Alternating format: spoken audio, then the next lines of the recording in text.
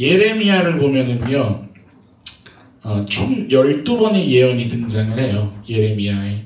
하나님께서 예레미야를 통해서 그 예언을 선포하게 하시죠. 모든 것이 다 어디에 포커스가 맞춰져 있냐면, 따라해 볼까요? 이스라엘을 향한 심판. 이스라엘을 향한 심판. 무섭죠? 10월달 동안 계속 심판하는 얘기를 하시겠구나 걱정이 되시죠. 걱정하지 마시고 하나님하고 깊은 관계성을 가져가는 저와 여러분이 될 수 있기를 소망합니다. 왜냐하면 심판을 위한 심판이 아니기 때문에 그래요. 심판 자체의 목적이 가 있는 게 아니에요. 하나님의 그 깊은 마음을 헤아릴 수 있는 저와 여러분들의 인생 걸음이었으면 좋겠어요. 이스라엘 향해서도 하나님이 심판 자체의 목적을 두신 게 아니기 때문에. 그런데 심판 자체에다가 목적을 두신 것은 아니지만 무엇을 할 수밖에 없는 거예요. 하나님의 입장에서 심판할 수밖에 없는 거예요. 심판할 수밖에 없다는 그 하나님의 마음이 아픔으로 다가오는 말씀이 예레미야 말씀이죠. 실은 오늘 본문도요, 어떻게 시작을 하냐면 또 내게 임하여 라고 시작이 되고 있지 않습니까? 7번째 예언이 시작되는 장면이에요. 여러분들 이미 무수한 말씀들이 지나갔다는 뜻이죠. 그동안까지 말씀을 상고하지 못하셨더라도 여러분 오늘 새로운 결단을 좀 하나님 앞에 드리는 우리들의 시간이 될 수 있기를 소망합니다. 우리 따라합시다. 말씀 붙잡읍시다. 아멘. 뭐가 있을 거라고요? 심판이 있을 거라고요.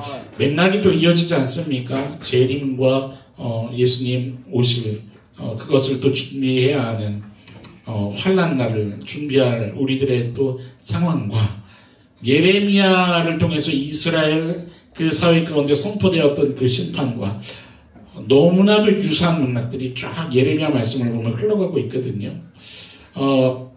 심판이 있을 거야 라고 하시면서 오늘 본문에서는 특별히 하나님께서 예레미야에게 뭐를 말하게 하시냐면 세 가지를 하지 못하게 하시는 거예요. 오늘 말씀 보면서 아마 이 부분이 좀 아리송하셨을 거예요. 세 가지를 금하고 계시는데 말씀을 한번 봐보세요. 뭐를 금지하고 계시는 것 같아요? 1절을 보니까 뭐를 하지 말래요? 예, 이게 뭐 쉽게 얘기하면 결혼하지 말라는 거예요. 또 뭐를 낳지 말라는 거예요? 출산하지 말라는 거예요. 이런 것은 이제 상징성이라고 하는데요. 예레미야를 통해서 상징적인 어떤 예언을 하나님은 하기를 원하시는 거예요, 지금. 그런데 이제 중요한 건 우리가 먼저 집중해야 할 것은 하지 못하게 하는 세 가지가 뭔지를 봐야 된다는 거죠. 첫 번째로 1절을 보니까 결혼하지 못하게, 출산하지 못하게 하시는 거예요. 5절을 봤더니요, 뭐를 또 금지하고 계세요?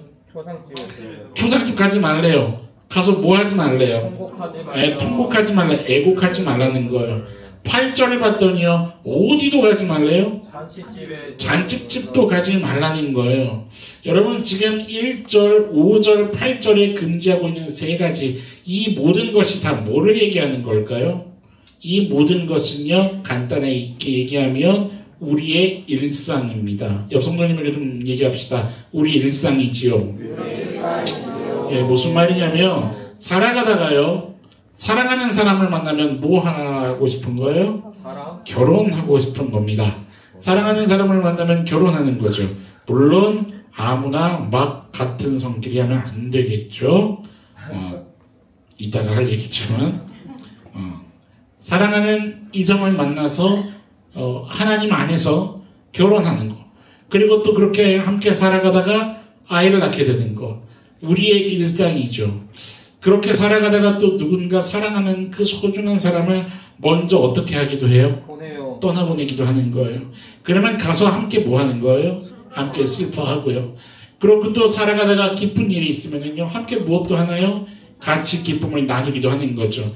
이 모든 것은요, 특별한 것이 아니라 인생이 살아가다가 다 경험하게 되는, 따라합시다, 우리의 일상 아니던가. 그런데 하나님은 지금 이런 것들을 금지시키고 계시는 거예요. 중요한 질문이 먼저 우리 안에 좀 묵상돼야 돼요. 왜 하나님께서 이런 것들을 금지시키고 계시는 걸까? 왜 그러냐면요, 일단 첫 번째 간단한 이유는요, 앞으로 이스라엘 사회에는 뭐가 다반사가 될 거냐면, 화면에 아마 글씨가 나왔을 겁니다. 읽어볼까요? 시작. 예, 어떤 일상이 될 거예요? 고통이 다반사가 되는 일상이 될 거예요. 끔찍하죠. 4절 말씀을 한번 봐보세요. 어떤 일들이 펼쳐질 거냐면 독한 병으로 죽지만 아무도 뭐 할 사람이 없어요. 슬퍼할 사람이 없는 거야. 이게 너무나도 일상이 돼버려서 그런 거예요. 묻어주지 않아요. 칼과 기근에 망하고 그냥 칼의 전쟁을 의미하는 거죠. 전쟁이 나서 그리고 자연재해 지금 이 시대 현상이랑 똑같지 않습니까? 전쟁의 소문이 끊임없이 계속해서 이어지고 있고 자연재해가 전 세계를 덮치고 있고 여러분들 요즘 뉴스 보면 정말 살벌하지 않습니까? 미국도 전례 없던 그 토네이도가 지금 막 덮치고 있고요. 집을 손들이채 날려버리고 있고 컨테이너 박스가 날아다니더라고요. 엄청난 그러니까 땅이 사람을 공격하는 자연이 사람을 공격하는 그러니 이 땅에 뭐가 이제 널브러지는 거예요? 시체들이요. 근데 그 4절 말씀의 중간에 봐보세요. 그 시체는 뭐와 뭐의 밥이 돼요? 공중의 새와 땅의 짐승의 밥이 되는 거예요. 왜요? 아무도 뭐 해주지 않으니까요. 묻어주지 않으니까요. 근데 그럴 정도로 우리의 일상이 이 다반사가 돼버리는 거예요. 9절 말씀 봐보세요. 만군의 여호와 이스라엘 하나님께서 이와 같이 말씀하시니라. 보라, 기뻐하는 소리와 즐거워하는 소리와 신랑의 소리와 신부의 소리를 어떻게 해버리시겠대요? 내가 내 목전, 그러니까 너의 눈앞에서 너가 살고 있는 그 시대에서 완전히 끊어버리겠다는 거야. 이게 뭐냐면 하나님이 막 어때? 고통스럽지? 이걸 하시겠다는 얘기가 아니라 하나님의 심판이 이 땅에 임할 수밖에 없는 그 사회가 끊임없는 비명소리가 가득한 그런 일상이 되어버렸다는 얘기예요. 여러분 다시 우리 마음에 질문을 해보자고요. 왜 하나님이 이러셔야만 했을까냐는 거예요.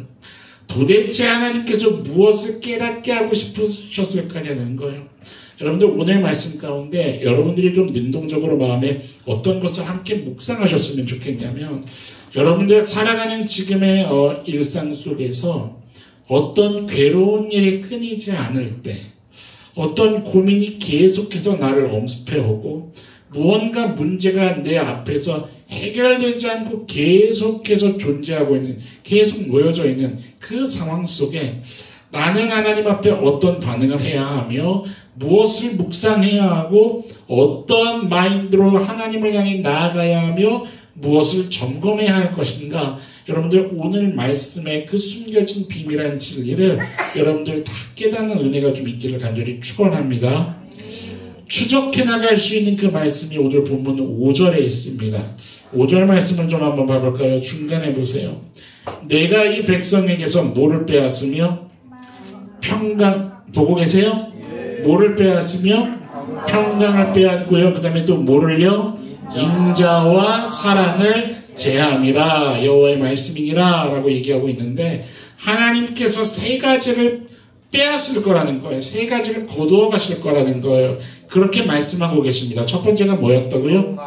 평강입니다. 이 평강은 여러분들 잘 아는 것처럼 샬롬을 얘기하는 거예요. 이것은 뭐냐면요, 여러분들 이 세 가지에 대한 깊은 이해가 필요합니다. 그래야 오늘 말씀의 중요한 맥락을 묵상할 수가 있어요.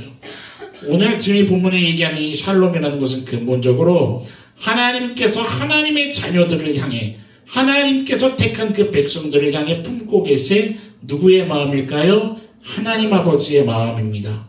그런데 그 하나님의 마음은 뭐를 따르는 거냐면 하나님의 언약에 따르는 하나님의 마음이에요.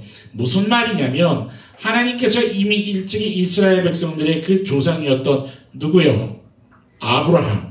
아브라함과 함께 맺었던 언약이 있었죠. 너희는 나의 백성이 되고 나는 너희의 하나님이 되리라. 말씀 찾아보세요. 창세기입니다. 창세기 17장 7절 말씀을 볼까요? 창세기 구약성경 제일 첫 번째 성경 창세기 17장 7절 말씀을 보면 보세요. 이렇게 기록되어 있습니다. 내가 내 언약을 나와 너 및 내 대대 후손 사이에 세워서 어떤 언약을 심고요? 영원한 언약을 심는데 그 언약의 내용이 뭡니까? 너와 내 후손의 하나님이 되겠다는 거예요. 8절 끝에 보세요. 나는 그들이 무엇이 되리라? 하나님이 되시겠다는 거예요. 하나님은 이스라엘 백성들의 하나님이 되는 것이고 동시에 그들은 하나님의 백성이 되는 거예요. 언약 관계가 성립이 되는 거예요. 뭐냐면 하나님의 통치가 앞으로 뭘 이끌어 가시겠다는 거예요? 이스라엘을 이끌어 가시겠다는 거예요. 하나님의 섭리가 너희들의 인생을 이끌어가고 책임지겠다. 이걸 얘기하시는 거죠. 이게 바로 뭐냐면 샬롬의 상태예요. 어떤 상태예요? 평강의 상태예요. 안식을 누리는, 안정감을 누리는, 평화를 누리는 그 상태를 얘기하는 거죠. 이사야 말씀으로 좀 넘어갑시다. 이사야 2장 펴보세요. 이사야 2장 3절 말씀을 보면 이렇게 기록되어 있습니다. 많은 백성이 가며 이르기를, 찾으셨습니까? 많은 백성이 가며 이르기를 오라 우리가 여호와의 산에 오르자. 모르면 뭔지 아시죠? 아니요. 아, 처음 들어보세요? 네. 하나님의 전에 이르자. 아세요 이 찬양? 모르겠는데요. 네. 아시는 분들은 옛날 말씀 계속 봐보세요. 그가 그에게를 우리에게 가르칠 것이요 우리가 그 길로 행하리. 이 찬양이 있어요. 이 말씀 계속 보세요. 이는 율법이 어디에서부터? 시온에서 나오고. 계속 찬양을 부르고 있네요. 끝에 여호와의 말씀은 아시는 분도 있잖아요. 여호와의 말씀은 예루살렘에서. 이게 그 말씀이에요. 이게 그 찬양이 이 말씀이에요. 이사야 2장 3절 말씀인데 여러분 이게 뭐를 얘기하는 거예요? 시온에서부터 그의 율법이 나온다는 게 뭐예요? 하나님의 통치가, 하나님이 이끌어 가시는 전 우주적인 섭리가 그 하나님이 택한 백성으로부터 나오고 있음을 너희들 봐라, 이 얘기를 지금 하고 계시는 거예요. 뭐냐면 그들이 얼마나 결핍이 없는지, 그들에게 얼마나 충족이 계속 가득한지 그것을 한번 봐라, 하나님이 그 얘기하시는 거거든요.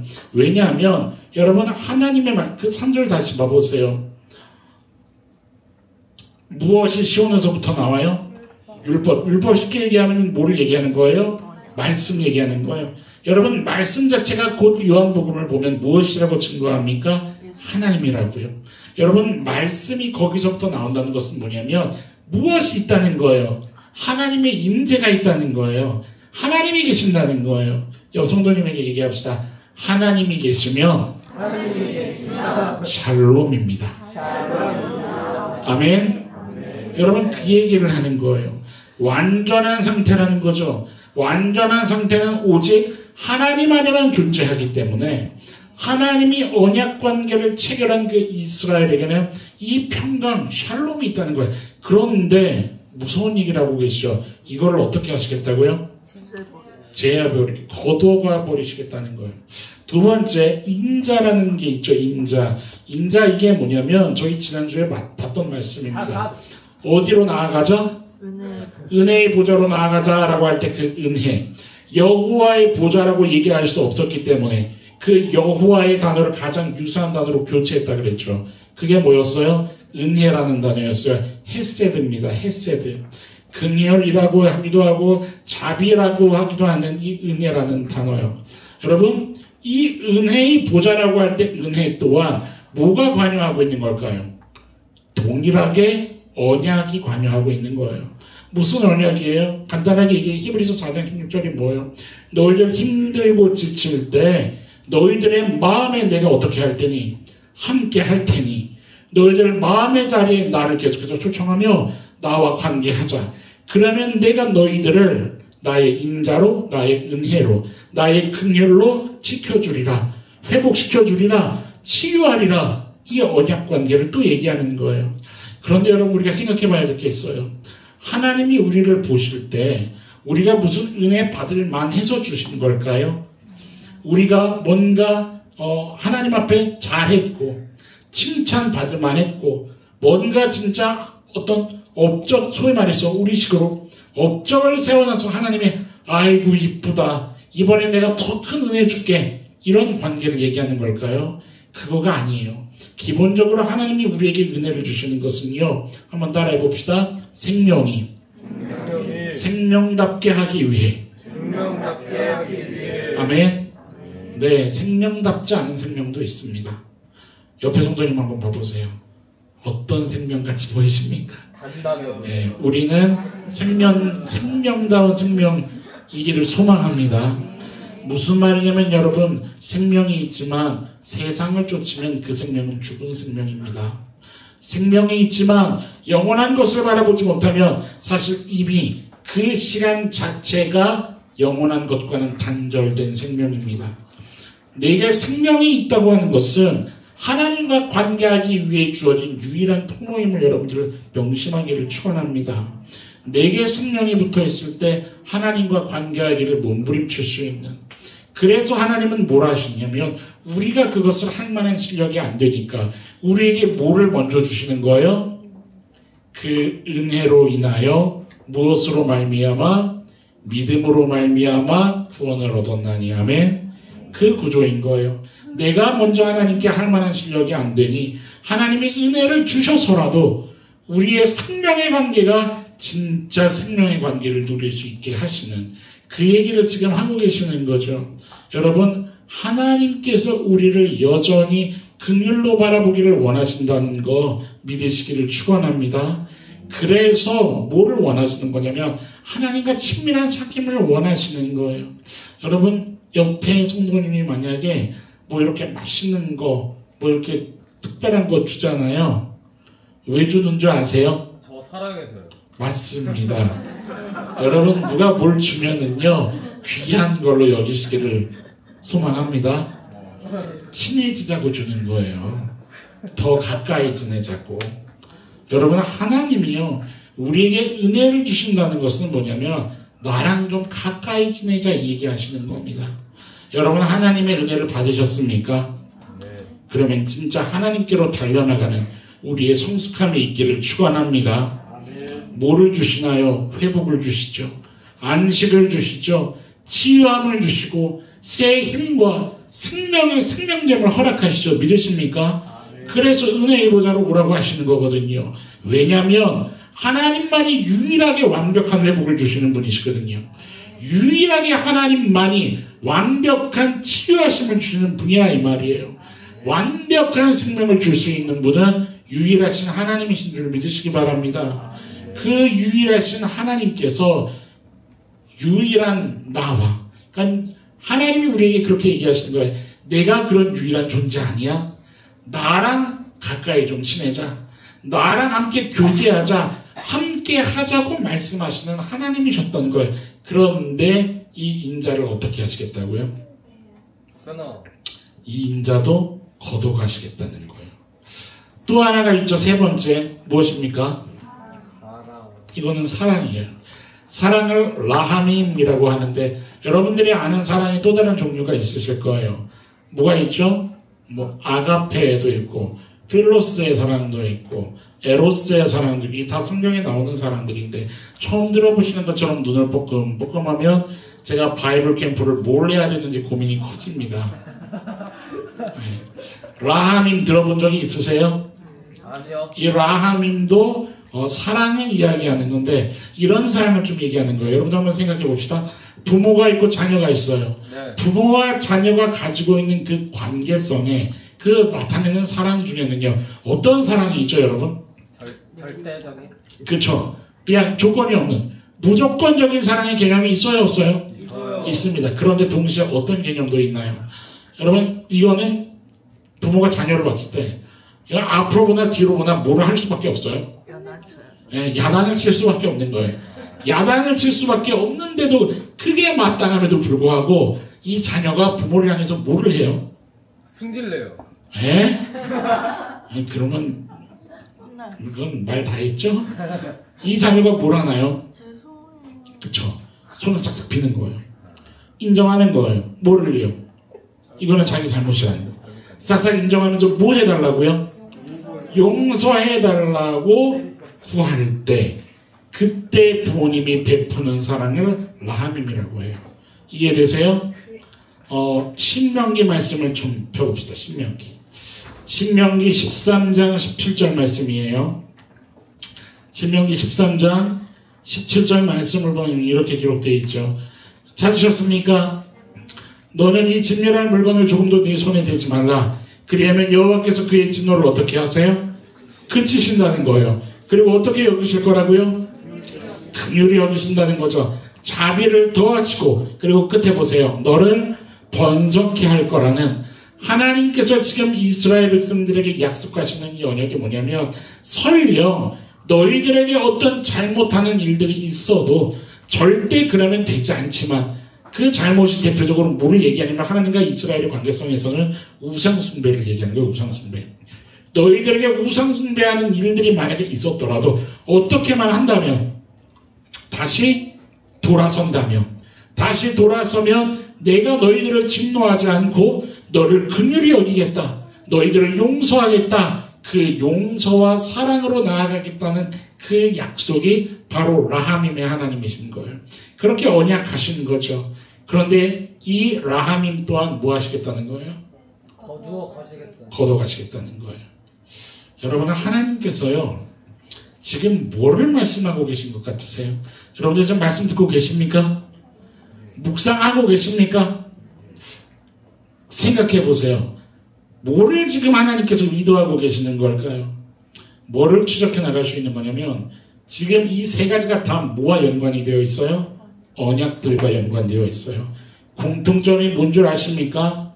이 공통점은 바로 하나님의 성실하심입니다. 이런 얘기를 하는 거죠. 있잖아, 너희들의 일상이 그냥 주어진 줄 아니? 이 얘기를 지금 하고 계시는 거예요. 여러분, 뭐가 다반사인 일상이 될 거라고요? 고통이 다반사인 일상이 되는 거예요. 하나님이 뭘 얘기하고 싶냐면, 너희들에게 고통이 없었던 그 일상, 너희들이 누리고 있는 젖과 꿀이 흐르는 그 땅, 그 땅에서 나를 바라보며 살아가는 너희들에게 주어진 그 삶이 거저 주어진 줄 아니? 이 얘기를 지금 하나님이 하고 계신다는 거예요. 여러분, 하나님이 우리 사람과 맺으신 언약은요, 한번 약속했으니까 그냥 파기되기 전까지 그냥 뭐 이렇게 스리슬쩍 지키든 말든 그냥 뭐 이렇게 파기되기 전까지만 뭐 어떻게 좀 버티면 되겠지, 그런 걸까요? 그런 게 아니죠. 만약에 그런 거였다면 이미 하나님과 우리 인간 사이는 어떻게 됐을까요? 깨졌죠. 이미 깨졌죠. 아니, 깨진 것 정도가 아니라 우리 인간이라는 존재는 지구상에 존재할 수가 없었죠. 하나님만 계셨을 겁니다. 여러분, 성경이 등장시키고 있는 이 언약이라는 것의 기본적인 목적은 그런 게 아니에요. 깨냐 마냐 그런 식으로 등장시킨 거 아닙니다. 언약의 목적은 가장 기본적으로 따라해 볼까요? 지켜가기 위해. 네, 이게 무슨 말인지 이해되세요? 고린도후서 11장을 좀 펴봅시다. 오늘 성경 막 여기저기 왔다 갔다 하니까 바이블 캠프 하는 것 같죠? 고린도후서 11장을 좀 펴봅시다. 여러분들, 말씀을 제대로 이해하는 것이 승리로 가는 길인 줄 믿습니다. 제대로 이해하기 위해 몸부림치는 이 시간이 됐으면 좋겠어요. 고린도후서 11장을 펴보세요. 11장 2절 말씀을 봅시다. 찾으셨으면 아멘. 같이 2절 한번 읽어봅시다. 시작. 내가 하나님의 열심으로 너희를 위하여 열심을 내노니 내가 너희를 처녀로 한 남편인 그리스도께 드리려고 준비하노라. 네, 지금 이게 뭐냐면 사도 바울이 복음을 증거하고 있는 장면인 거예요. 사도 바울이 복음을 증거하는데 무슨 이야기를 하고 있냐면 하나님과 성도의 관계를 지금 어디에다가 빗대어 얘기하고 있는 것 같나요? 그쵸. 남자와 여자 이 둘이 결혼을 해서 신랑이 되고 신부가 되고 지금 그거에 빗대어서 이야기하고 있는 거예요. 신랑과 신부로 묘사하고 있는 그렇게 중매하미로다 지금 얘기하고 있는 거거든요. 뭐냐면 이런 친밀한 관계가 될 수 있었던 것은요, 신부의 미모 때문이었을까요?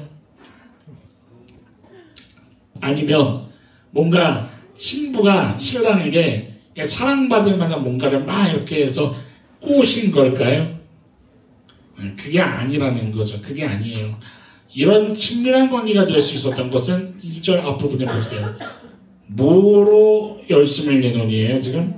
하나님의 뭐가 있었다는 거냐면 하나님의 열심이라는 것이 있었다는 거예요.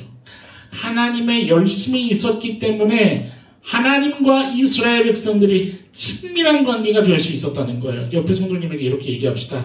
당신을 향한 하나님의 열심이 있었습니다.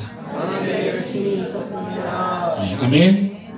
여러분, 여기서 말하는 열심이요, 원어를 보면 질투라는 단어예요. 사실 열심으로 번역되어 있지만 질투라는 단어이기도 하고 열정이라는 단어이기도 해요.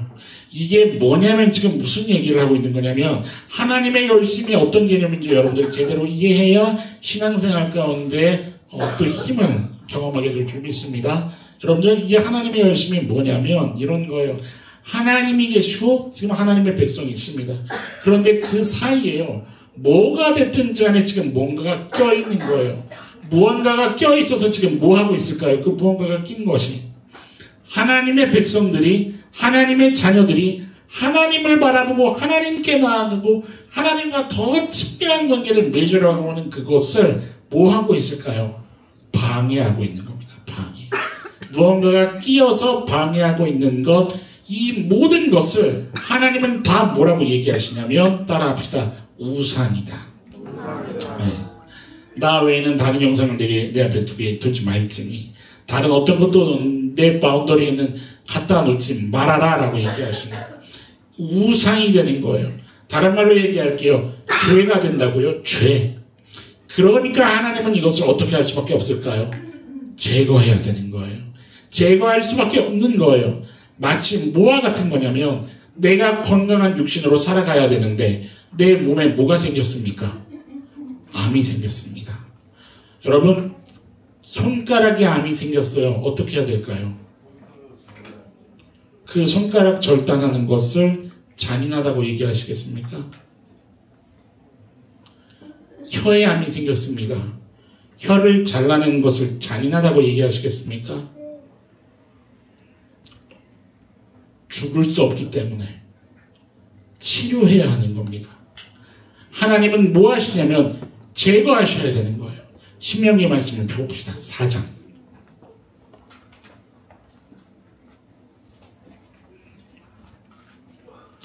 신명기 4장 23절부터 봅시다.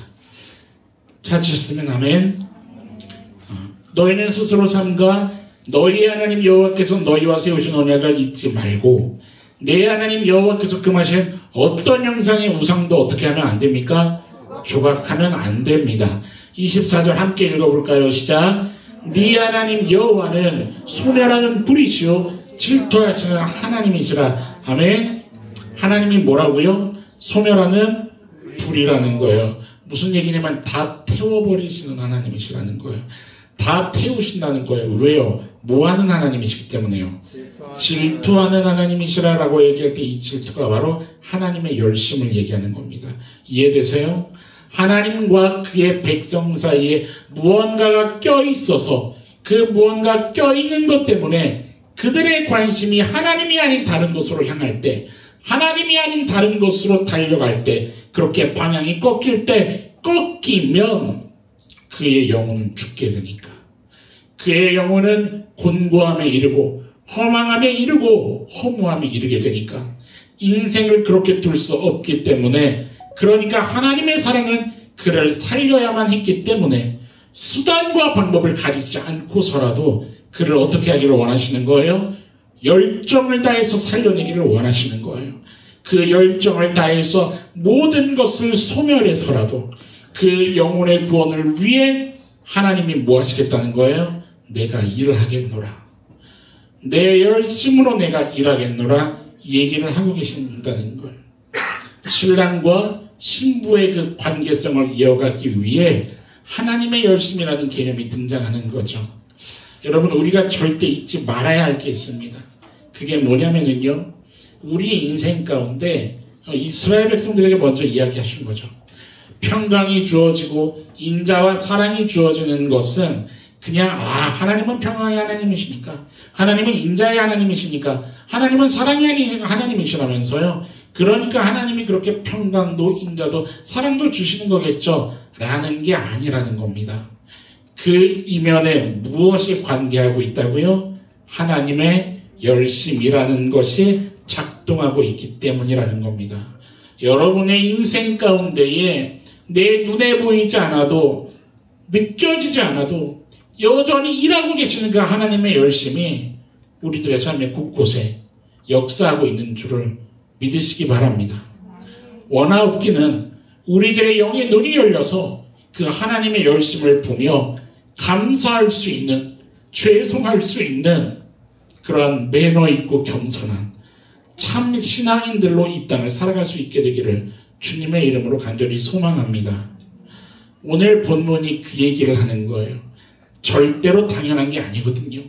자녀로 살게 된다는 것은, 하나님의 백성으로 살게 되었다는 것은, 내가 누리며 얻고 이 땅을 살아가고 있다는 것은 절대로 당연한 게 아니거든요.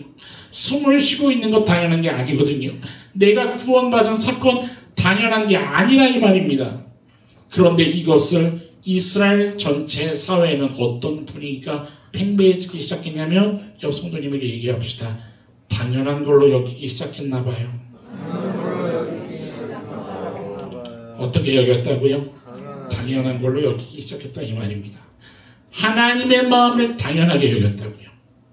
여러분, 영적인 추락은 어디에서 시작되는 거냐면 그 인자와 사랑을 당연한 것처럼 대할 때 추락되는 겁니다. 그리고 동시에 뭐가 시작되는 거냐면 악을 행하기를 당연한 것으로 여기기를 시작하는 겁니다. 간단합니다. 그래서 하나님께서 걷어가시는 거예요. 걷어가시는 거예요. 서두에서도 얘기했지만 심판 자체가 목적이 아니거든요. 하나님께서는요, 뭐를 의도하십니까? 당신의 자녀들이 분명히 깨달아야 할 것을 깨닫기를 원하시는 거예요. 잊지 않아야 할 것은, 절대 잊어버리면 안 되는 것은 잊지 않기를 바라시는 거예요. 이런 이야기를 아시나요? 부재할 때 경험되는 감사가 있어요. 부재할 때. 앞에 화면 있죠. 부재가 뭐죠? 그 자리에 없다는 거예요. 저도 부재할 때 경험된 감사가 있었어요. 그 불행한 이틀 전에 휠체어가 엔진이 나가가 버려가지고,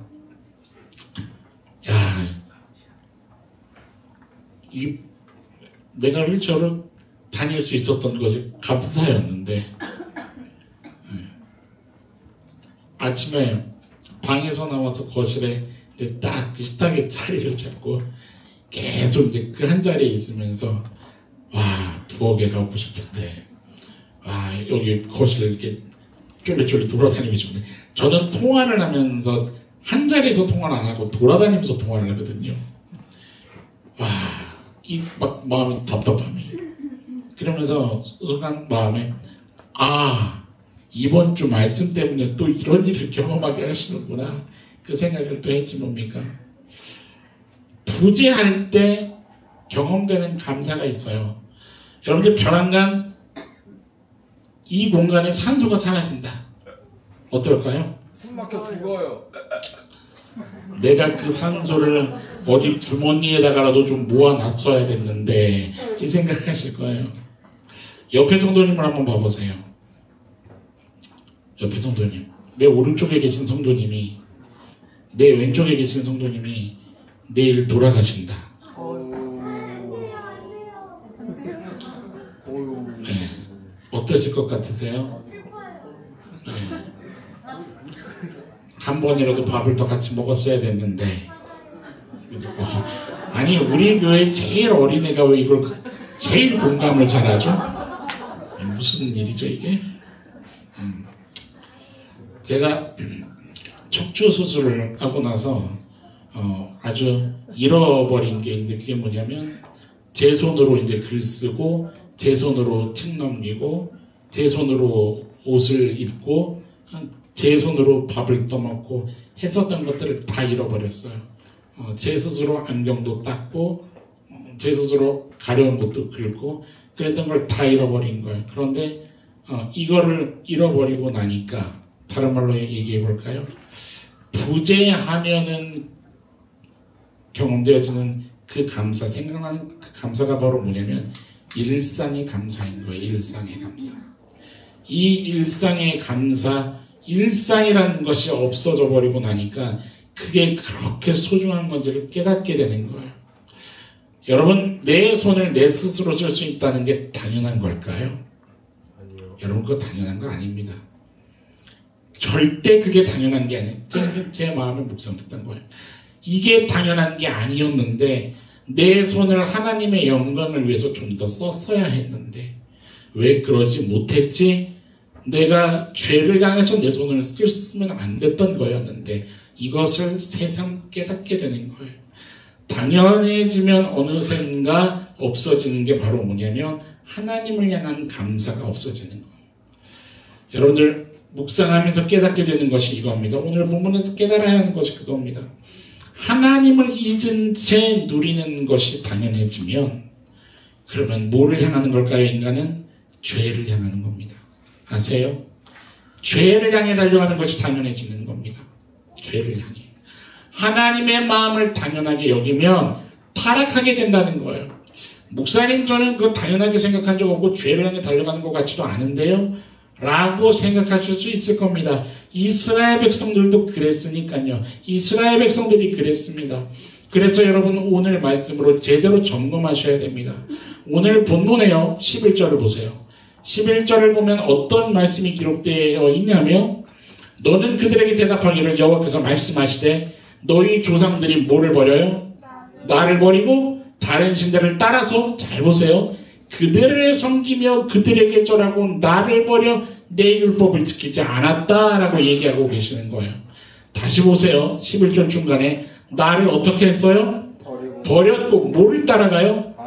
다른 신들을 따라가고 그들을 섬겼다는 거예요. 그리고 그들에게 뭐를 했다고요? 절을 했어요. 그리고 나를 버렸고 다시 반복이 되고 있죠. 강조하시는 거예요. 뭐를 지키지 않았어요? 그들의 어떤 것은 지켰지만 하나님의 율법은 정작 지키지 않았다는 거죠. 쉽게 질문해 볼게요. 지금 이 행위들을 네 글자로 뭐라고 합니까? 그렇죠. 우상숭배입니다. 이어서 질문해 볼까요? 옆 선생님에게 한번 물어보세요. 우상숭배 왜 할까요? 우상숭배 왜 할까요? 여러분들 너무 어리석어 보이지 않습니까? 이 우상숭배 하는 거? 하나님만 따르면 하나님이 살아가는 동안 저 것들 다 허락하시겠다는데 다 보장해 주겠다는데 다시 한번 옆에 물어봐 보세요. 우상숭배 왜 할까요? 네. 미쳤나 봐요. 그리고 얘기하는 거예요. 한번 얘기해 보세요. 우리도 미쳤죠. 인정하기 싫으시죠? 이게 지금 무슨 얘기하는 거냐면 여러분 우상숭배 왜 할까요? 이 미친 짓을 왜 할까요? 여러분 우상숭배의 가장 기본적으로 깔려있는 게 뭐냐면 물론 음욕이라는 것도 관계 안 하는 건 아니지만 우상숭배의 가장 근간에는 이런 게 개입되어 있습니다. 더 누리기를 원하는 거, 더 잘 살기를 원하는 거, 손해보고 싶지 않은 거, 더 얻고 싶은 거. 다른 말로 할게요. 지금 이들에게 허락된 가나안 땅의 젖과 꿀이 어떻다는 거예요? 부족하다는 거예요. 이해되세요? 그것만으로 부족하다는 거예요. 하나님만으로 안 된다는 거예요. 그러니까 말씀이 기록되어 있는 거예요. 터질 웅덩이를 스스로 만들어서 거기에다가 가두겠다는 거예요. 하나님만으로 부족하니까 그것보다 더 필요하니까 더 얻어야 되니까 더 누려야 되니까 내 계획대로 해야 되니까 더 풍족해져야 되니까 내가 뭐 하는 게 우상 숭배하는 게 어떻다는 거예요? 그거 당연한 거 아닙니까? 이 얘기를 하고 있는 거예요. 그래서 젖과 꿀의 땅으로 인도하신 하나님의 열심을 보지 못하게 되는 거죠. 그걸 당연한 거라고 여기니까. 그것은 당연한 것처럼 여기고 있고 자신들의 만족과 그 체험을 위해서 죄와 버타는 것을 오히려 더 당연하게 여기고 있는 그 모습을 지금 오늘 본문은 보여주고 있는 거예요. 바로 이런 삶의 태도요. 우상 숭배를 하는 이 태도, 여러분 나도 어느샌가 하나님이 허락하신 그 수많은 것들을 당연한 것으로 여기고 그렇게 살고 있다면 여러분 이것이 바로 증거가 되는 겁니다. 우상 숭배, 하나님을 떠나고 있는, 죄 짓고 있는 그 증거가 되는 겁니다. 내가 죄를 향해 달려가고 있구나. 여러분들 무슨 말인지 이해되십니까? 오늘 내 삶은 그냥 주어진 게 아니거든요. 내 삶, 지금 내가 살아가는 이 삶이라는 것은 내가 밤이 되면 잠자고 아침에 되면 눈이 떠져서 살아가는 것 같지만 그 삶이 아니라 이 지금 살아가는 삶이 주어진 것은 내가 이렇게 살아갈 수 있기까지 자기 아들을 희생해서라도 생명이라는 것을 주신, 나를 포기하지 않으신 그 하나님의 열심이라는 것이 관계하고 있었던 건데, 내가 예배할 수 있었던 것, 순종의 자리, 내가 거룩을 쫓을 수 있는 자리, 훈련하는 자리, 거저 주어진 것 아닌데, 내가 섬길 수 있는 것도, 내가 교회를 세워가며 공동체를 세워갈 수 있는, 내가 신앙생활할 수 있는, 내가 교회라는 곳을 다닐 수 있는 이 모든 것 그냥 주어진 게 아닌데, 내 삶이라는 것 자체가 그냥 주어진 게 아닌데, 내가 오늘 걸어가며 경험하는 모든 것들이 그냥 주어진 게 아닌데, 이것이 마치 당연해지냐? 하나님과 상관없이 내 마음에 품고 있는 그 삶의 계획, 더 누리기를, 더 얻기를 원하는 것, 그것을 경험하기 위해서 그것을 쫓고 있는 것이 그거 당연한 거 아닙니까? 라고 얘기하는, 심지어 하나님의 이름을 빙자해서까지 그것을 찾기 위해 현안이 되어 있는 그 죄악이 오늘 저와 여러분들 가운데 존재하지 않은가 점검해야 된다는 얘기를 하고 있는 겁니다.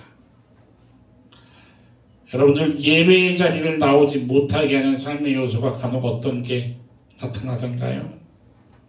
순종할 수 없다고 이야기하는 내 마음에 어떤 소리가 간혹 불쑥불쑥 올라오던가요? 네, 이것은 때려치고 말리라 그 거룩의 자리를 포기할 수 있도록 포기해서라도 세상을 잡게 만드는 내 마음에 어떤 그것이 무엇이던가요? 여러분, 점검해야 됩니다. 말씀 앞에 점검하고 또 점검하고, 내 입에서 감사가 사라지고 있는 지금 나는 무엇을 당연하게 여기고 있는가?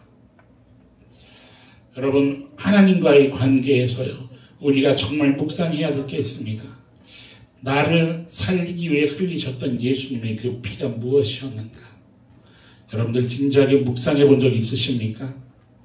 나를 향했던 하나님의 열심이라는 것이 도대체 무엇이었었는가? 여러분들 깊이 생각하고 또 생각하며 살아가야 하는 줄 믿습니다. 당연한 것처럼 대하고 있지 않는가? 그것이 당연해지지 않도록 여러분, 우리들의 삶을 돌아보고, 그리고 동시에 우리 공동체의 삶을, 그리고 이 땅을 돌아볼 수 있는 그런 주님 앞에서의 겸손이 있기를 간절히 축원합니다. 이것이 우리 성도의 마땅한 책임이죠. 아까 우리 목사님께서 광고 시간에도 얘기했지만, 이번 10월 마지막 주, 10월 27일이죠. 종교개혁주일입니다.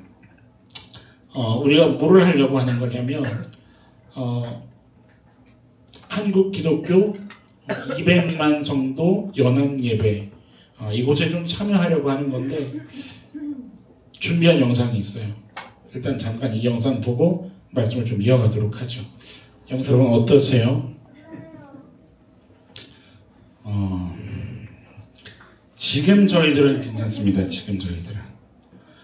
근데 지금 다가오고 있는 다음 세대들이 지금 저와 같은 모습이라면 여러분들 어떠실 것 같으세요? 당장 가까이 코앞에 다가온 일들입니다. 지금 차별금지법이 통과가 되면 이런 일은 평균적으로 나라마다 2-3년 안으로 펼쳐졌다는 게 통계입니다. 지금 우리가 신앙생활을 자유롭게 할 수 있다는 것이 보장되어 있는 이것이 여러분들 당연한 것으로 우리 가운데 인식되어지지 않았으면 좋겠어요. 200만 성도 연합예배, 이것은요 그냥 퍼포먼스 하는 것이 아니라 여러분, 이거는 시대의 사명이고 성도의 책임감입니다. 여러분들 동의하십니까? 종교개혁주일이라는 게 뭐였냐면요, 종교개혁주일이 1517년에 10월 31일, 10월의 마지막 날에 종교개혁가 마르틴 루터가 그 비텐베르크 성당 정문에다가 지금 우리 카톨릭이 타락했습니다. 이것은 틀렸습니다. 잘못되었습니다. 95개 조의 그 내용을 쫙 기록한 95개 조 반박문을 그 성당 정문에다가 걸었던 것을, 그것을 기념하며 지키는 게 우리 종교개혁 주일이에요. 507주년이 돼가고 있는데 이 종교개혁이 있었던 이 일이, 종교개혁이라는 게 뭐냐면, 여러분 이 당시에 종교가, 우리 기독교가 아주 타락의 정점을 찍는 거죠. 하나님의 복음을 지키고 진리를 수호하는 것이 아니라 시대의 흐름을 똑같이 따라가는, 시대의 흐름보다도 어쩌면 더 추악한 모습으로 꺾여져 갔던 그때 종교개혁자들은 뭐를 했냐면, 아니 우리들의 삶이 그냥 주어진 것이 아니지 않는가, 우리들에게 하나님이 허락하셨던 그 복음이라는 것, 은혜라는 것, 믿음이라는 것, 그 이면에 하나님의 열심이라는 것이 있지 않았었는가, 이것을 우리가 수호해야 하지 않는가, 이것이 꺾이면 안 되는 거 아닌가, 이것을 시대 가운데 외쳤었던 운동이 종교개혁 운동이에요. 하나님의 복음을 지키며 이 시대 가운데 여전히 하나님의 일하심이 드러날 수 있도록 우리는 이 땅에서 살아내야 되지 않는가, 이것을 부르짖었었던 거죠. 그 시대의 소리 진리의 등불을 밝히기 위해 목숨을 내걸고 운동했었던 겁니다. 이것을 결정하게 된 계기는요, 제가 교회가 세워지면, 새롭게 교회가 세워지면 우리는 시대 가운데에 아무런 감각 없는 그런 성도로 살아가는 그런 교회 아니었으면 좋겠다는 그 기본적인 기도가 항상 근간에 깔려 있었어요. 그래서 종교개혁주일은 우리가 지키는 교회였으면 좋겠다. 교회가 세워질 때부터 제 마음에 있었던 기도였습니다. 10월 31일 날 이 일이 있었기 때문에 교회는 매해마다 10월 마지막 주일을 종교개혁주일로 지키고 있거든요. 하나님, 우리가 어떻게 하면 이 종교개혁주일을 정말 의미 있게 다시금 우리의 믿음을 하나님께 고백하며 보낼 수 있을까요? 그 어떤 방법을 구하고 기도하고 찾던 도중에 우리 김은혜 목사님 연락을 제가 받고 이런 일이 있어 하고서 제가 이 사이트를 들어가서 보게 된 거예요. 우리 한국교회가 여당 예배를 종교개혁주일을 드리기로 했구나. 그런데 그 명목이 바로 뭐냐면, 물론 이것을 한다고 해서 차별금지법이 통과가 안 되고, 저는 사실 그런 것에 목적이 있다고 생각하지가 않습니다. 그런 방향으로 잡은 게 아닙니다. 아까 우리 목사님도 이야기했지만, 여러분 여기에 가장 근간에 깔려있는 정신은 뭐냐면, 우리가 다 함께 회개기도 해야 된다는 겁니다. 이 시대를 향해서 하나님이 우리에게 허락하신 이 일상이라는 것이 얼마나 소중했고, 하나님을 향해 어떻게 달려나가야 했었던 건지, 우리가 어떠한 것을 흘려보내며 어떠한 것에 감사를 가지고 순결한 자녀로 살아가는 것에 있어서 지키는 싸움, 끝까지 수호하는 싸움을 했었어야 했는지, 우리 세대가, 그리고 앞으로 다가올 세대를 위해서 무엇에 대해 마음을 두었어야 했는지, 이것에 대해서 다시 생각하고 회개하며 하나님의 마음이 여전히 이 땅 가운데 흘러가기를 소망하는 그 기도가 있었으면 좋겠다는 마음이었던 겁니다. 여러분, 우리가 이 기도의 자리에 함께 좀 마음을 모을 수 있게 되기를 간절히 소망합니다. 여러분, 세상이 꺾이고 타락해도요, 교회는 언제나 신랑 되신 그 하나님 앞에서 시대적 사명을 감당해야 하는 줄로 믿습니다. 타락으로 향하지 않도록 하나님께서 흘리신 피가 있었다는 것을 잊지 말아야 한다는 겁니다. 그런데 그런 희생으로 주어진 이 땅의 삶을 우리가 어느샌가 당연하게 여겼다는 거죠. 신앙이 있었다라고 하는 그 사람들마저도 인권이라는 아주 근사한 명목으로 다 꺾여가기 시작했어요. 교회가 타락하고 다 인정해버리고 하나님 아버지라고 고백하는 것이 아니라 하나님 아버지라고도 고백했으니 하나님 어머니라고도 고백해야 된다고, 하나님 할아버지라고, 하나님 할머니라고도 고백해야 된다고. 여러분, 동성 간의 결혼이 이제 나중에는 무엇으로 갈 거냐면 정치는 합의이기 때문에 그 시절이 반드시 다가옵니다. 여러분들 다음 세대가 개를 데리고 와서, 엄마, 제가 결혼할 상대예요. 엄마, 제가 결혼할 고양이에요. 여러분, 그런 시대가 펼쳐지기를 원하십니까? 막고 싶어도 펼쳐질 수도 있습니다. 왜냐하면 근본적으로 이 모든 것은 다 말세의 현상이기 때문에. 그래서 여러분 뭐 하자는 거냐면 그러한 상황 가운데 있더라도 그 죄악의 일들이 펼쳐지더라도 우리 앞에 이것이 가까이 다가왔던 이 사실에 우리가 함께 회개하며 기도하며 정신을 차리고 성도의 마땅한 행동을 끝까지 지켜내자, 수호하는 자리에 있자라는 것을 외치는, 그래도 하나님 앞에 깨어있는 백성들이 기도하고 예배하려고 그러한 일들이 일어나고 있던 겁니다. 그런 일들이 있더라고요. 이 귀한 일들이 그래도 중심으로 일어나고 있어서 그렇다. 우리에게 만약 어떤 피해가 올지라도 우리도 여기에 동참해야 되겠구나. 시대에 소리를 내야 되겠구나. 그래서 이것을 우리는 주일 성수로 예배하려고 하는 겁니다, 여러분. 지금 우리가 누리고 있는 구원받은 삶은요, 당연하게 주어진 게 아니라는 겁니다. 동의하십니까? 1907년 이 땅을 밟았던 그 선교사님들이 목숨을 버려서까지 이 땅에서 복음을 수호하고 전파하기 위해, 여러분, 그렇게 이 땅에 흘러온 그 복음을요, 어떤 세상적이고 반기독교적이고 우상숭배 가치관이 넘치는 그거 앞에서도 타협하지 않고 무릎 꿇지 않고 우상을 숭배하지 않고 목숨을 버려가면서까지 수호했기 때문에 흘러서 인천 서구 백범로 630 16 223호 여기입니다. 우리가 이렇게 모여서 예배하게 된 줄 믿습니다. 옆에 성도님에게 한번 이렇게 좀 고백해 보시겠어요? 성도님의 신앙은요, 어느 날 갑자기 뿅 하고 생긴 게 아닙니다. 그리고 손을 꼭 잡고 한번 얘기해 줘 보세요. 내가 알지 못했던 믿음의 조상이 목숨을 버렸기 때문입니다. 그리고 한마디 더 해주시겠어요? 결정적으로 예수님이 생명을 버리셨습니다. 믿으십니까? 여러분, 이것을 당연한 것으로 여기지 않게 되기를 축원합니다. 감사가 없어지고 예배의 순수함이 없어지고 순종의 열정이 사라져버리고 경건의 목마름이 사라져가는 그러한 시대에 우리도 다 휩쓸려지 않게 되기를 소망합니다.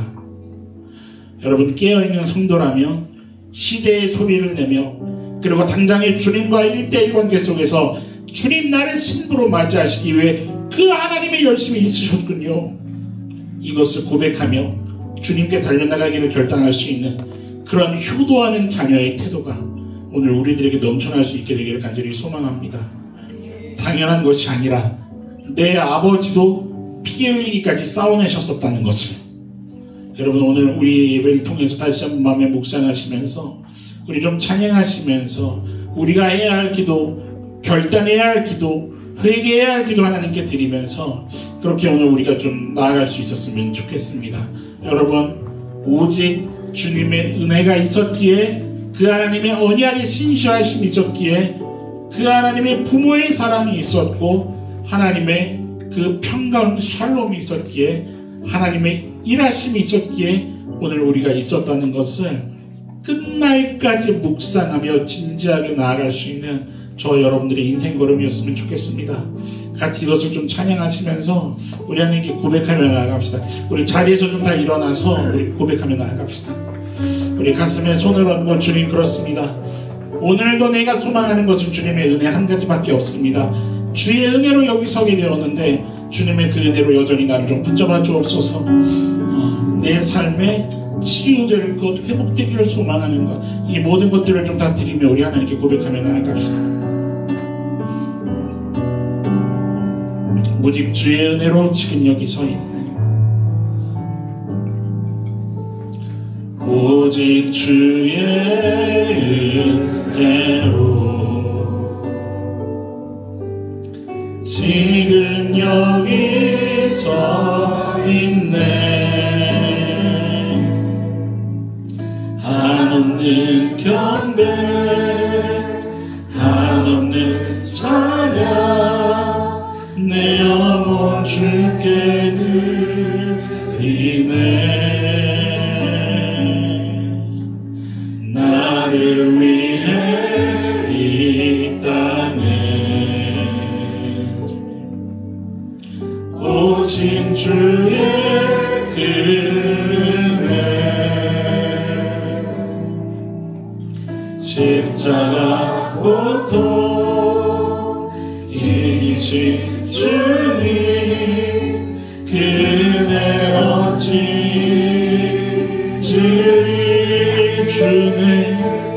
주네 날 채우시네. 아멘. 그대 보게 하시네. 살아가는 동안 은혜로만 살린 십자가. 여러분 정말 이것을 갈망하십니까? 정말 소망하십니까? 주의 은혜로 날 붙잡아 주옵소서. 주님에게 은혜가 있었기에 여기까지 올 수 있었습니다. 끝날까지 주의 은혜로 덮어 주옵소서. 우리 주님 앞에 두 손 들고 고백하며 나아가도록 합시다. 오직 주의 은혜로 지금 여기 서 있네. 주님 갈망합니다. 오직 주의 은혜로 주님 오늘 이것을 믿음으로 고백하기를 원합니다.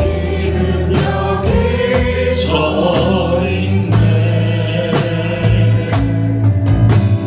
한없는 경배 주를 향한 경배와 주를 향한 찬양과 주를 향한 순종이 회복되게 하여 주옵소서. 주님 아멘.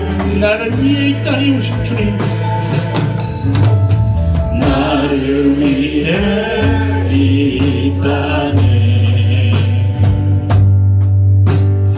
오신 주의 그 은혜 그 하나님의 열심 십자가의 그 고통을 잊지 않게 하여 주옵소서. 주님 은혜 없이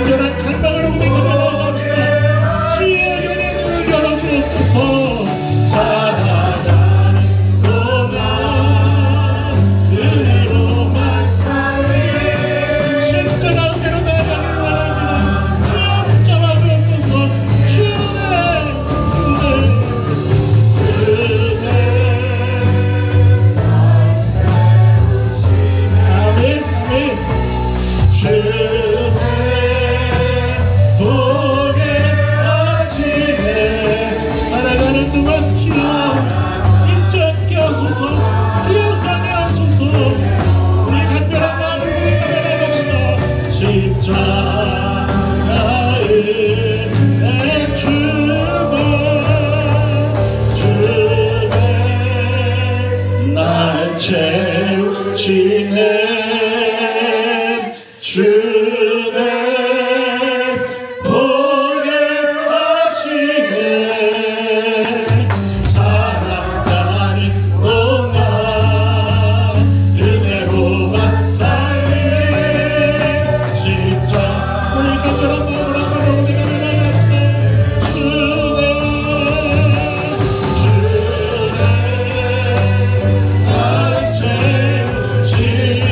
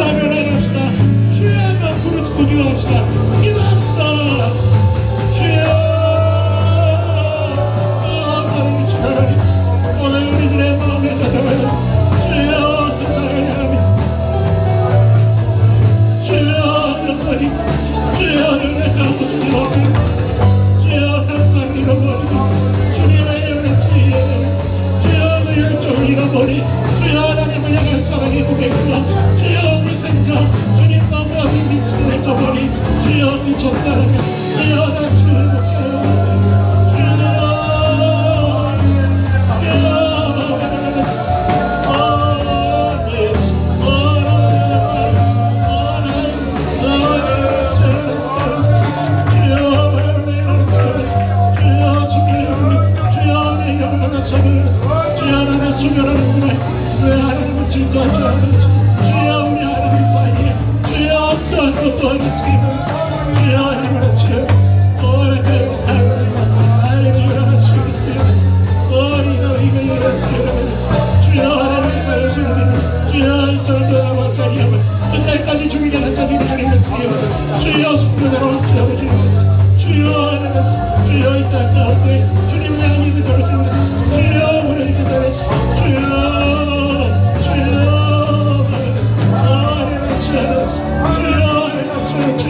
이 모습을 하옵소서. 주여 위로하여 주옵소서. 주여 나 지금 주님 예배의 열정과 주여 하나님의 신경을 그 사랑과 주여 순교의 감사가 넘쳤던 주여 내 행복과 주여 하나님의 지금부터 주여 그때 주여 어린아이와 같은 하나님의 주여 나 지금 숨겨주세요. 하나님의 숨겨주세요. 주여 이거 말아 주옵소서. 저들이 예수님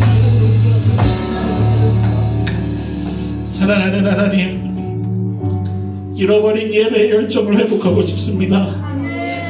주님을 향해 고백했었던 뜨거웠던 사랑의 고백이 다시 한번 고백되어지기를 원합니다. 하나님, 어떤 것을 순종하며 어떤 것을 결단하며 헌신하며 나아가더라도 불평이 없었고 불만이 없었고 그저 어떠한 것이라도 조그만 것이라도 했던 것에 감사함이 넘쳤던 무엇이라도 할 수 있었음에 감사함이 넘쳤던 하나님, 그때 그 어린아이와 같은 순수함이 회복되기를 원합니다. 주여 첫사랑을 버리지 않게 하여 주옵소서. 우리 가운데 허락하신 그 복음의 열매가 그 복음의 씨앗이 하나님의 열심이 있었기 때문이었음을 주님 우리가 늘 기억하게 하소서.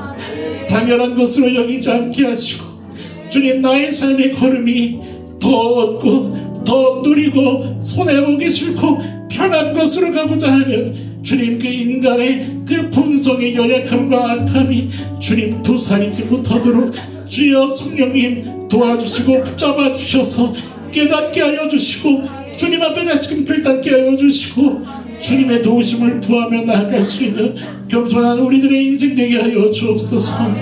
하나님, 너무나도 세상이 악합니다. 정말 끝으로 다 온 것이 느껴집니다. 하나님, 주님 오실 때에 주님 맞이하는 정결한 처녀로 끝날까지 복음을 수호하며 세상의 가치에 무릎 꿇지 않고 타협하지 않고 어떤 손해가 있더라도 하나님 그 자리에서 주님을 예배하는 우리 모두가 되게 하여 주옵소서.